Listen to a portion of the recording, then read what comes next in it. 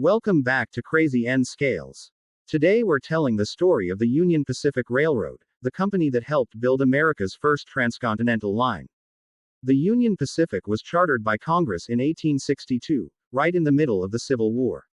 Its mission: build westward from Omaha, Nebraska, across the Great Plains, and meet the Central Pacific Railroad building east from California. Together, they would connect the nation from coast to coast. Construction began in 1865, with crews laying track across Nebraska's open prairies. The UP had an advantage: flat land allowed them to build quickly. By the late 1860s, thousands of workers, including many Irish immigrants, were driving the line farther west each day. It became a race. The Union Pacific laying track west, the Central Pacific blasting east through the Sierra Nevada mountains. On May 10, 1869, the race ended. At Promontory Summit, Utah, the Union Pacific met the Central Pacific. A ceremonial golden spike was driven, and the first transcontinental railroad was complete. For the first time in history, passengers and freight could travel from the Atlantic to the Pacific entirely by rail. The Union Pacific had become part of one of the greatest engineering feats of the 19th century. After the transcontinental was finished, the Union Pacific didn't stop. It expanded north and south, reaching into Colorado, Wyoming, Utah, and beyond.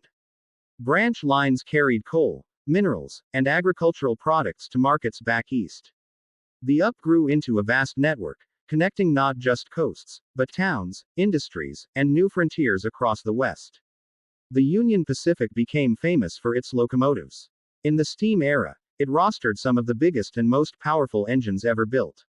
The 4884 Big Boy remains legendary, so large it stretched nearly 133 feet long and weighed over 1,000,000 pounds.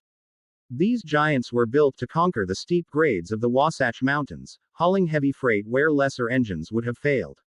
Like other railroads, the Union Pacific offered luxury passenger service. In the 1930s, it introduced its fleet of city streamliners, the City of Los Angeles, City of Portland, City of San Francisco, and more.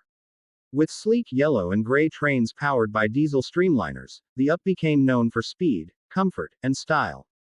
Passengers crossed the country in record time, while enjoying modern dining cars and elegant lounges. By the 1950s, the Union Pacific began replacing its steam giants with diesels. F units, GP locomotives, and later SD series diesels became the workhorses of the railroad. The big boys and challengers were retired, but their memory lived on. Today, UP actually operates restored steam locomotives, like Big Boy number 4014, which tours the country to show off the railroad's historic pride.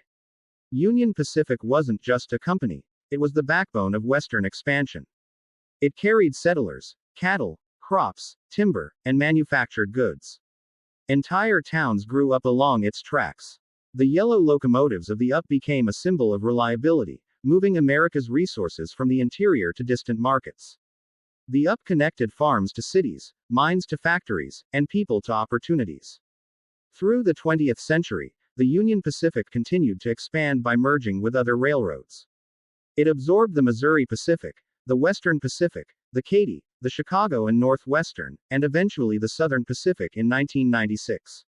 Each merger made UP stronger, turning it into one of the largest freight railroads in the world. Its tracks now cover much of the western United States. Today, the Union Pacific still thunders across the West.